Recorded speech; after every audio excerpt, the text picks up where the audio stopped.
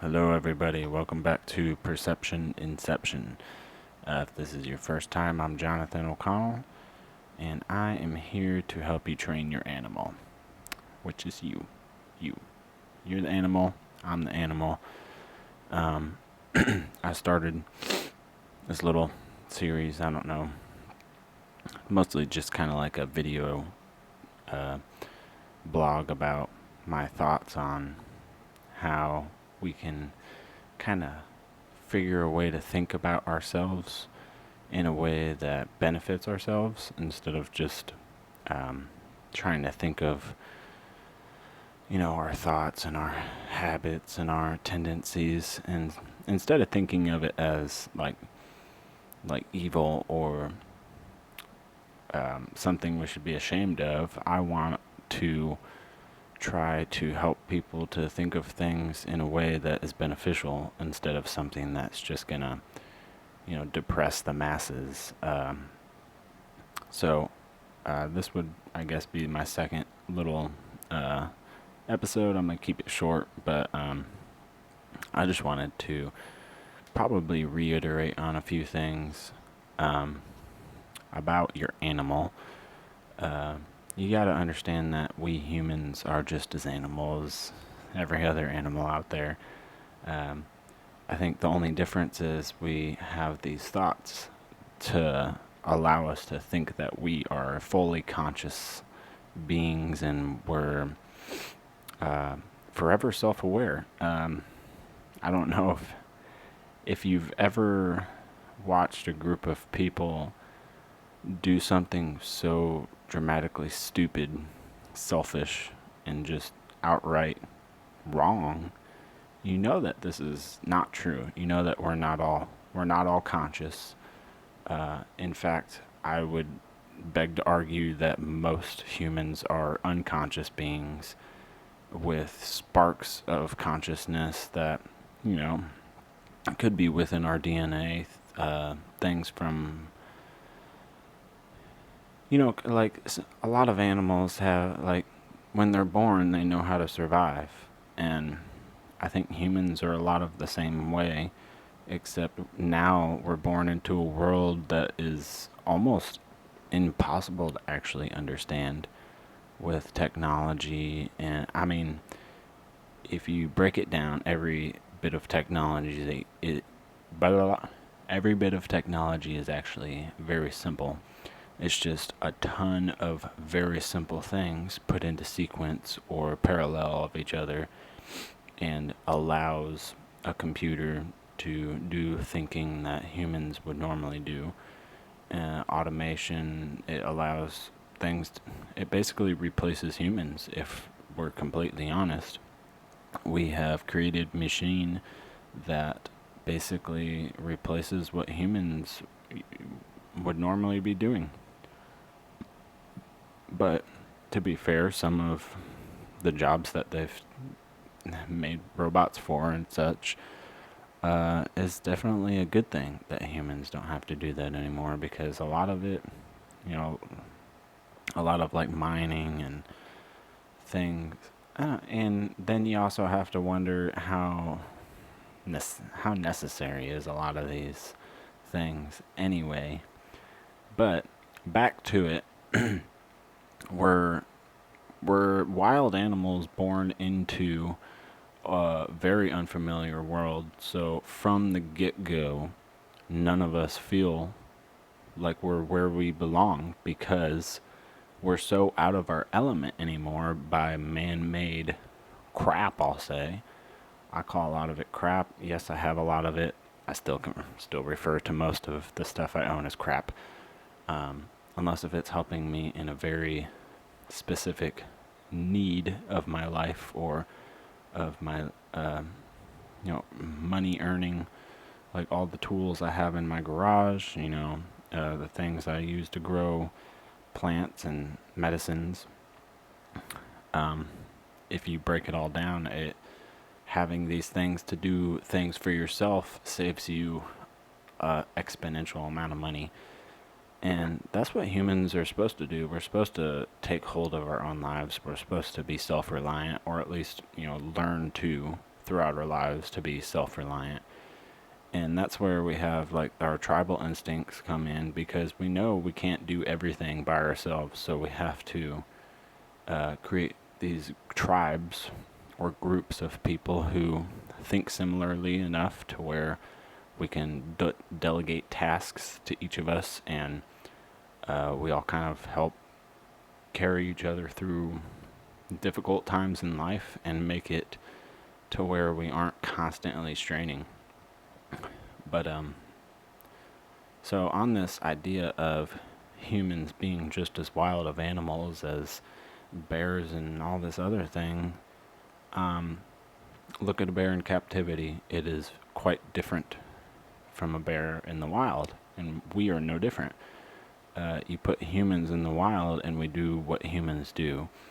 We survive by any means necessary. And when we live in this world of utter chaos and inconceivable technology that is basically magic at this point. I mean, look at this. I'm talking to this little robot penis, and it's picking up my sound tremendously, I hope. At least in my earpiece it is. But, I mean, I don't understand how all of this stuff works. I just know that it does a specific task that I want it to. And that is kind of like it disconnects you from how things work. And naturally, humans need to understand why we're doing something. We need to understand how it's working. We need to understand the risks involved, the benefits involved, what to do when things go wrong, what to do when things go right. And with technology, we don't have that. We can't figure it out really, because without the correct training, which can take up to 5 to 10 years for some kinds of things, because you have to learn the basics, then you have to build on top of that for however long until you can actually conceive or perceive the idea behind that technology. And it changes. There's chemical technology, there's biological technology, there's mechanical technology, there's hydraulic, there's all sorts of different technologies that basically set humans apart from our own lives and apart from our own understanding of the world we live in. And I think the biggest thing we need to realize as humans, if you want to learn to take control of your life and take control of yourself, your actions, then you need to recognize that you are just a wild animal, and to accept it to yourself is it's kind of like accepting, I mean, I'm not gonna, but it is kind of like when Christians accept Jesus as their personal Lord and Savior. It's the accepting of something that then makes the change within you to think about things in life a certain way or through a certain light. Like in Christianity, when you look at the world through God, you see God's will, you see His plan, you see that it's all out of your control entirely. And that is exactly where I'm getting at, is that if you're a wild animal, things are out of your control, especially in a world that's so unfamiliar as an animal. And one thing that I think helps most people is to recognize and accept that things are out of your control, including your actions sometimes, or at least how you perceive things. They can be out of your control because it's your conditioning that led you to think of things that way.